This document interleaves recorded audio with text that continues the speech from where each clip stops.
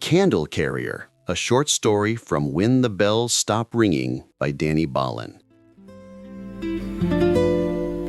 The darkness in a small street in Beirut did not fall, it seized the city. It happened at 6 p.m. on Christmas Eve. There was no flicker of warning, no brownout to signal the end, just the sudden, violent clack of the master breaker, followed by the groan of the refrigerator dying, and the silence of the electric heaters fading. Nour stood in the middle of the living room, holding a tray of mekli she couldn't see. She waited for the familiar roar of the neighborhood generator to kick in, the mechanical heartbeat of the city. 1 minute passed, then 2. The roar never came. Outside the window, the streetlights were dead. The building across the street was a towering monolith of shadow against the rainy sky. The silence that followed was heavy, pressing against the glass. It was the silence of a city running on empty. "Karaba maktua," her mother sighed from the kitchen, her voice tired. "The power is cut." Nour set the tray down on the table. She was 12 years old, part of a generation that had learned to navigate their own homes by touch. She knew exactly where the matches were. She knew which drawer held the flashlights, mostly dead batteries, and which held the candles. She opened the sideboard.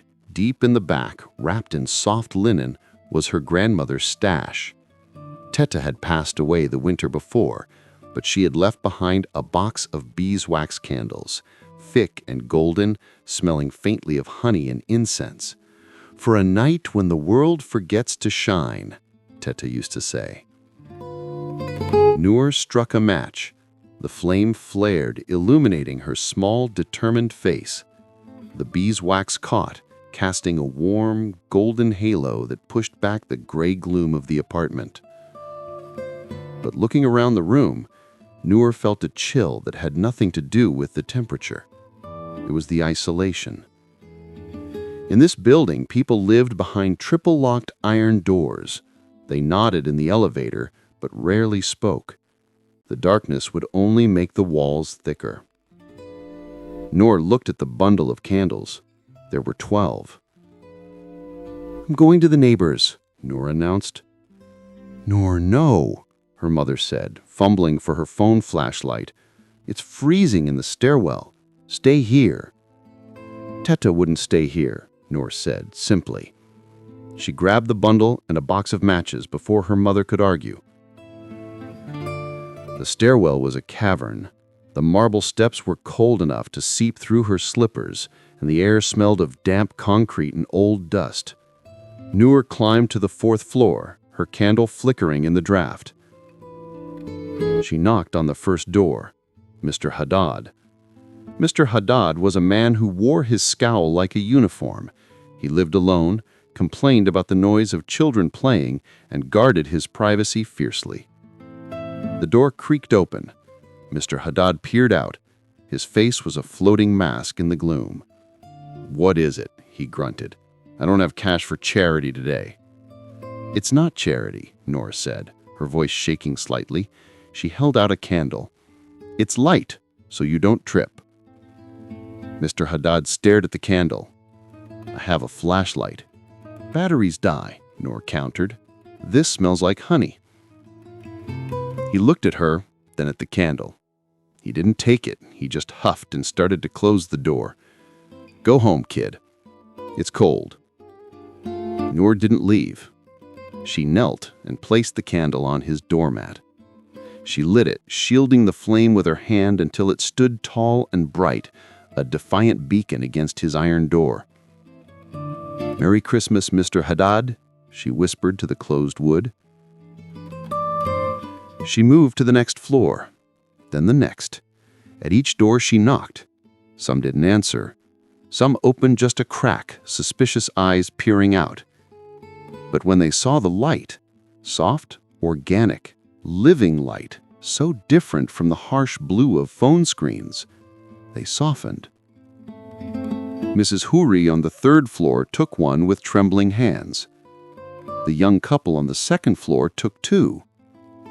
By the time Nour returned to her own floor, the stairwell had changed. It wasn't a dark void anymore. It was dotted with golden stars, a constellation rising through the concrete. And then a door opened above her. "The cheese is going to rot," a voice boomed. It was Mr. Haddad. He was standing on the landing, holding a large platter of halloumi and kashkaval. He looked down at Nour, his face lit by the candle she had left him. "The generator isn't coming back," he grumbled, descending the stairs. "My fridge is warming up. If I don't eat this now, it's waste. I hate waste." He sat down on the marble step of the landing. He placed the cheese between them. A door opened below. Mrs. Houri peeked out. "Did someone say cheese? I have a tabbouleh that won't last the night." "Bring it up," Mr. Haddad shouted, his voice echoing. "Bring spoons." It started as a trickle, then a flood. The logic was undeniable. Without power, the feast they had prepared for tomorrow would spoil. So the feast had to happen now. Doors that had been locked for years swung open. People emerged, carrying pots of stuffed vine leaves, trays of kibbeh, bowls of hummus, and bottles of arak. They gathered in the wide hallway of the third floor. There were no tables. They sat on the stairs. They sat on the floor mats. They placed the food in the center, a banquet laid out on the cold tile. But it wasn't cold anymore. Nour ran up and down, placing the remaining candles along the banisters. The beeswax burned steady and slow, filling the air with that sweet, sacred scent of honey. Nour sat between her mother and Mr. Haddad. The grumpy old man was currently tearing a piece of pita bread and laughing at a joke Mrs. Houri had made about the government. He caught Nour looking at him. He didn't smile, that would be too much, but he nudged the plate of cheese toward her. "Eat," he said gruffly. "It's good cheese. Better by candlelight." Nour took a piece. She looked around the hallway. The shadows danced on the walls, not menacing, but lively, mimicking the gestures of the neighbors eating and talking. They weren't strangers anymore. They were a village, huddled together against the dark. The power didn't come back that night. The city remained black, a sea of shadows. But inside the building, on a marble staircase lit by Teta's candles, there was light. There was laughter. And as Nour watched the flames flicker in the eyes of her neighbors, she realized that the darkness hadn't taken Christmas away. It had just forced them to come close enough to find it in each other.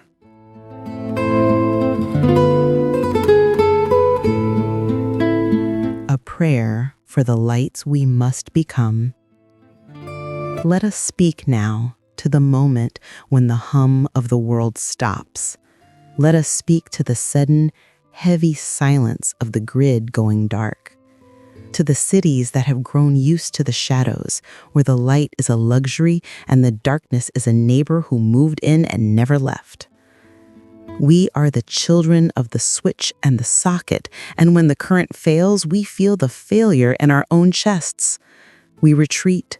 We bolt the iron doors. We sit in the gloom, waiting for a mechanical savior, a generator, a repair crew, a miracle to give us permission to live again. Let us confess the cold truth to one another. We have let the darkness separate us. We have used the shadows as an excuse to become islands.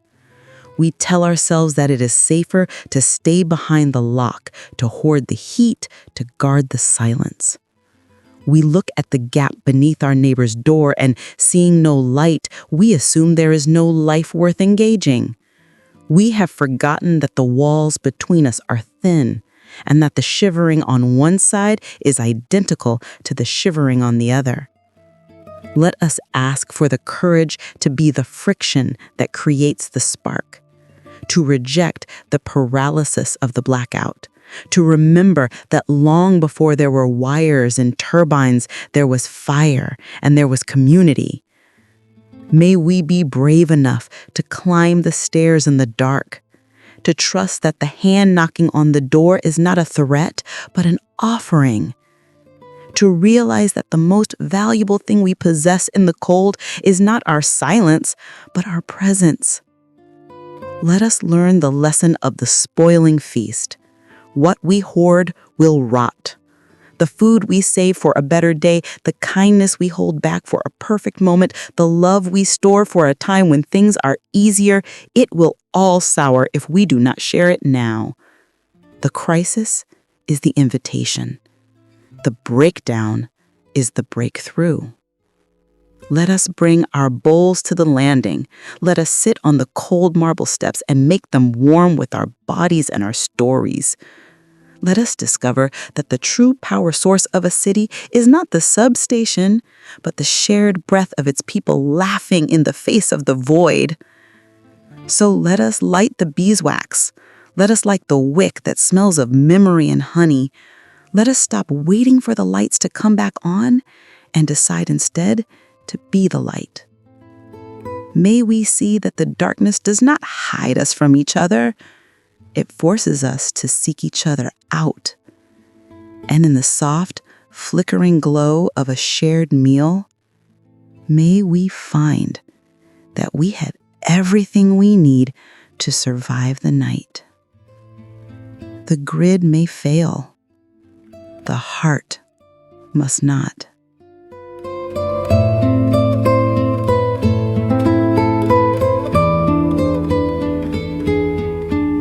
The atmosphere in this story, The Candle Carrier, it's not just a backdrop, is it? It feels like an active, almost hostile presence right from the very first sentence. It really does. That opening line is just startling. The darkness in a small street in Beirut did not fall. It seized the city. Seized. That's the word. It's an immediate assault. It's not a passive thing. It's a conquest. I think we really need to linger on that word, on that personification for a moment.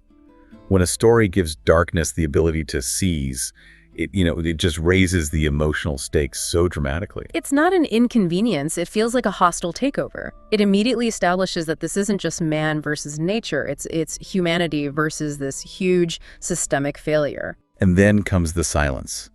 The mechanical heartbeat of the city, that neighborhood generator, it just fails to kick in. Yeah. And that quiet is crushing.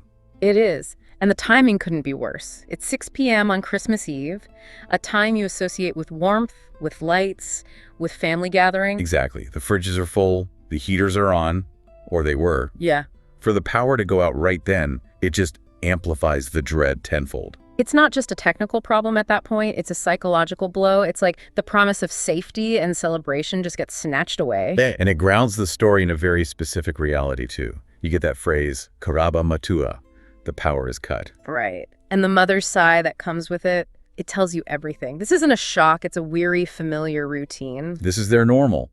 The failure of the system is the baseline they live with. And that's the kind of deep, familiar dread that our protagonist, Nour, has to push against. It really makes you think, doesn't it? It forces us to look at our own lives, no matter where we live. How deep does our reliance on these complex systems actually run? And how quickly do we become helpless when they fail? How fast do we just become people sitting in the dark, waiting? Waiting for a savior, yeah. But that's the thing, that waiting, that passivity is exactly what 12-year-old Nour just rejects. She really is the catalyst. She Yeah. was part of a generation that grew up with this instability, so for her, there's no panic. No, she doesn't wait for that mechanical savior to come back online. She just acts. She knows her home by touch. Okay, let's unpack this. She knows where everything is. The flashlights, which of course have dead batteries. Such a perfect, realistic detail. Isn't it? The modern high-tech solution fails her immediately. So she bypasses it and goes straight for something ancient. The candle, it frames her whole mission as a return to something fundamental, something that has always worked. And that fundamental thing is so deeply tied to her heritage. We have to talk about Tata's legacy, about these specific candles. Oh, absolutely. These are not your standard emergency candles from a hardware store. Okay. The story describes them with such reverence. Beeswax candles, thick and golden, smelling faintly of honey and incense. The sensory details are just They're everything. They are. The golden color implies value, warmth, something precious against all that gloom. Yeah. And the scent of honey and incense. It's almost spiritual. Yeah. And then you get Tata's words, for a night when the world forgets to shine.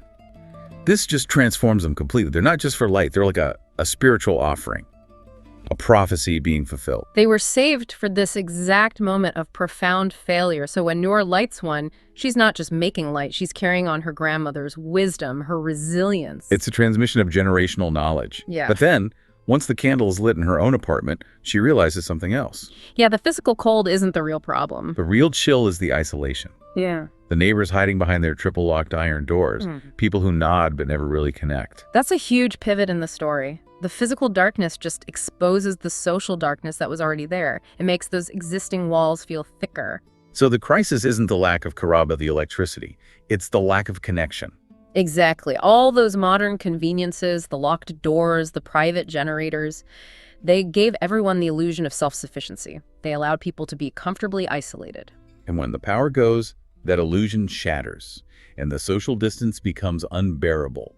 It reveals just how fragile that whole social fabric really is. And that realization is what triggers Nour to act. Her mother tells her to stay put, to be safe, which is what any parent would say. But Nour doesn't argue about safety. She says something else. She says Tata wouldn't stay here. That's a moral statement. It's an obligation she feels to her grandmother's philosophy of connection. She chooses community over her own safety. It's a quiet little rebellion, isn't it? Not against her mom, really, but against the whole adult culture of just waiting for someone else to fix things. She understands the solution isn't external. It has to come from inside, and it has to be shared. And so she begins this journey. This ascent into a void. The language the story uses for the stairwell is so oppressive. It's completely visceral. It's a cavern. That word implies something vast, empty, maybe even dangerous. And the air smells of damp concrete and old dust. The marble steps are freezing cold. All that imagery just underscores how difficult her mission is. She's literally climbing into a cold, dark, desolate space to bring warmth. It really is like a classic hero's quest, stepping out of the known world into the darkness to deliver something precious. And who does she meet first? The ultimate test. Mr. Haddad. The gatekeeper of that self-imposed isolation. He is just so perfectly crafted as an obstacle. He wears a scowl like a uniform. Yeah. That line says so much about him. It does. He's all about fierce privacy, immediate suspicion.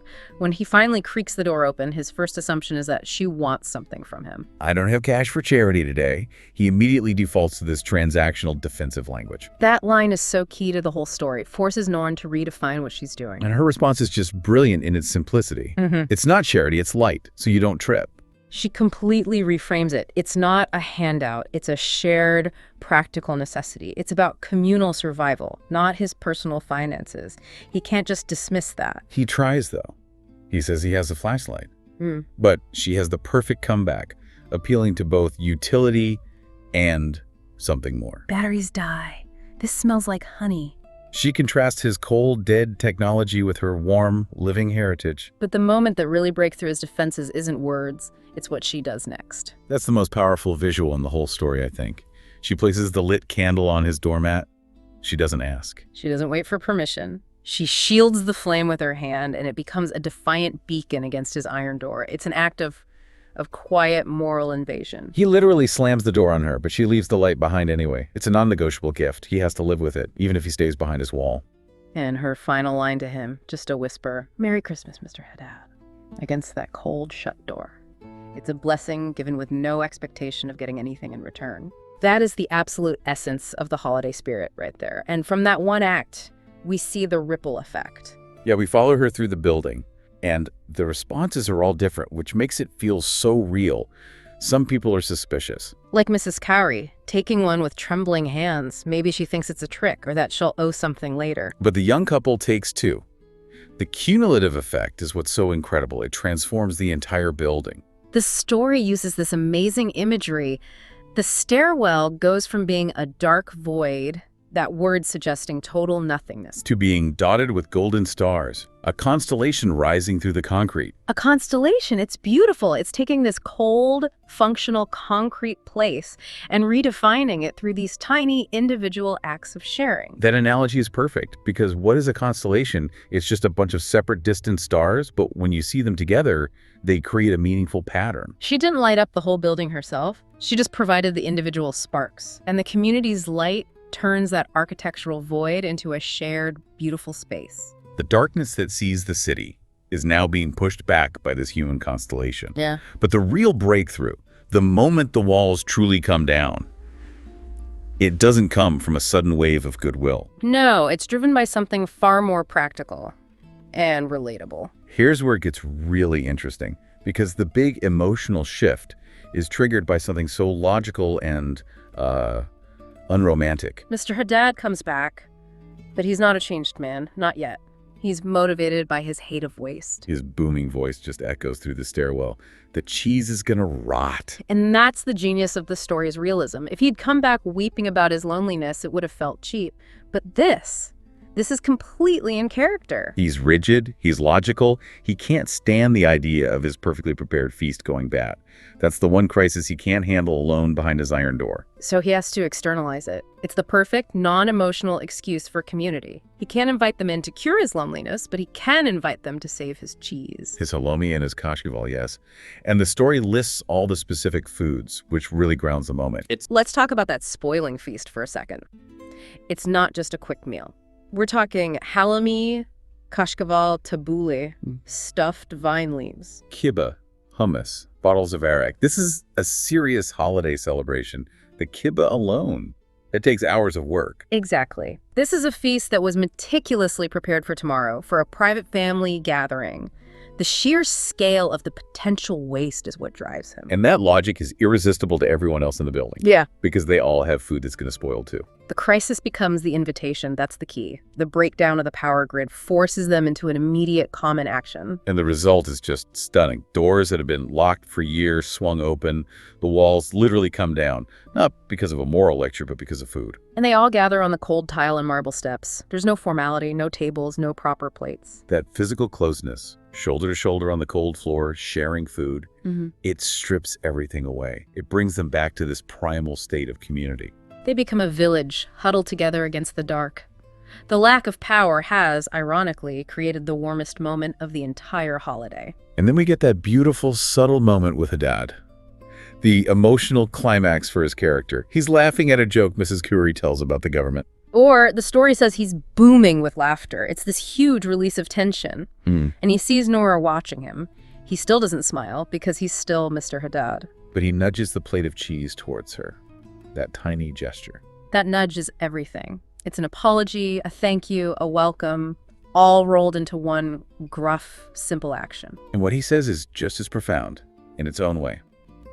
Eat.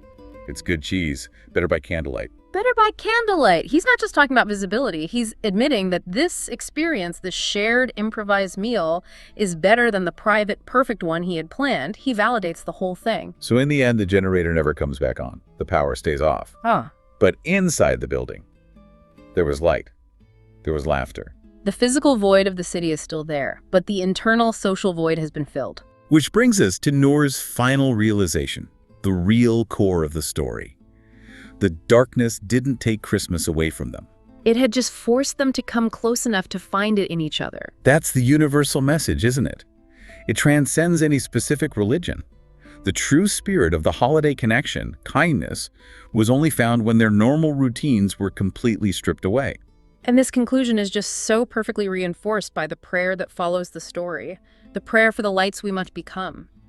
It takes Nour's story and turns it into a universal mandate for all of us. We should definitely spend some time with this prayer. It starts by diagnosing the core problem, the paralysis of the blackout. The tendency to sit in the gloom waiting for a mechanical savior. That phrase, permission to live again, I find that so insightful. We get so used to our systems working that when they fail, we just stop. We wait for someone else to flip the switch so we can go back to our lives. It's a powerful commentary on learned helplessness. The prayer argues that we have to actively reject that paralysis. We have to be the ones to create the spark. And it forces us to admit a cold truth about ourselves, that we have let the darkness separate us. The blackout becomes a convenient excuse to just retreat into our own little islands. You look on your neighbor's door, you see no light, so you assume there's no life there worth connecting with. You project your own inaction onto them. Which brings us back to that central theme, hoarding versus sharing. The prayer makes Mr. Haddad's dilemma universal. The lesson of the spoiling feast. What we hoard will rot. And that doesn't just apply to cheese and kibbeh. It applies to kindness, to love, to courage. You save your best self for some better day, for when things are perfect. The story argues that it will just spoil. It's a powerful call for immediate, proactive kindness. And it gives us that incredible equation. The crisis is the invitation. The breakdown is the breakthrough. We have to really understand that. The breakdown, the power of failure, it's a necessary first step because it shatters the routines that let us keep our distance. And the crisis is the invitation because it reveals our true fundamental needs. Warmth, safety, connection. Nour's whole mission was simply to extend that invitation with her candle. And the breakthrough is that messy, beautiful, real community formed on those cold marble steps. The language in the prayer is so good at contrasting the two kinds of power. It talks about the substation and the turbines. Right. The substation is where electricity gets distributed. Turbines are these huge machines miles away that make the power.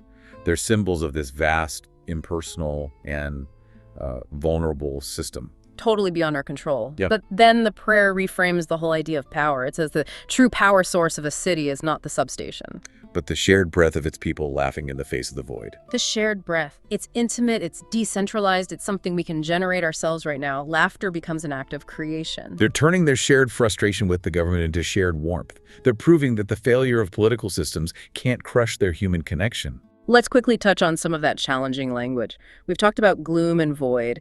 Gloom is just the physical darkness. You can fix that with a candle. But the void is something deeper. It's that existential emptiness, the nothingness that threatens to swallow them. The story shows how lighting the candle to fix the gloom allows them to confront and fill the void with laughter. The prayer also has that line about how we've forgotten that the walls between us are thin and that the shivering on one side is identical to the shivering on the other. That speaks so directly to our shared vulnerability. We're all in the same state, physically shivering in the cold. It's only our perception of being alone that separates us. The whole story is an argument against that self-imposed isolation. Nour had to trust that knocking on that door was an offering, not a threat. She had to go against her own family's advice to prove that our shared vulnerability is actually our greatest strength. Which leads us to the ultimate takeaway, the sentence that just sums it all up. The grid may fail, the heart must not. It's so simple, but so powerful. It draws a clear line between the mechanical and the emotional.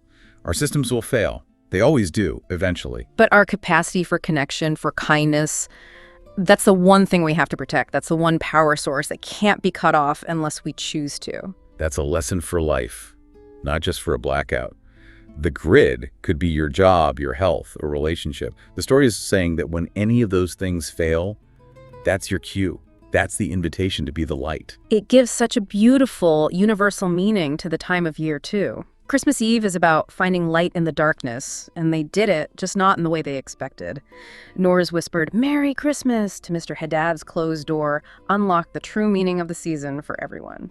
The story really gives us all permission to see disruption not as a disaster, but as an opportunity. It's a powerful message for you, for anyone navigating crises in your own life. Which brings us to our final thought-provoking question for you to think about. What valuable, non-physical thing are you hoarding right now? Maybe it's forgiveness, or an apology, or just a word of gratitude. What are you saving for a better day when the grid is running smoothly? And if you don't share it now, could it be your own spoiling feast? This journey from a city seized by darkness to a constellation of shared light is it's so profound. We started with a girl in a silent apartment and ended with a village on a staircase, turning loss into a sacred memory. It's a beautiful reminder that our greatest strength isn't our technology. It's just simple, determined human presence. We hope you related to this story. If these moments of quiet connection and hope resonated with you, we're thrilled to tell you that the full collection, When the Bells Don't Ring by Danny Ballin, is now available on Amazon and everywhere books are sold. Danny wrote this book to bring a little light to the quieter, sometimes harder moments of the season. It makes for a truly meaningful Christmas gift for anyone who loves literary fiction and heartwarming tales. You can find the link to buy or gift a copy right now in the description. Thank you for listening and for reading. We'll see you in the next episode. Never stop learning and hoping with English Plus Podcast.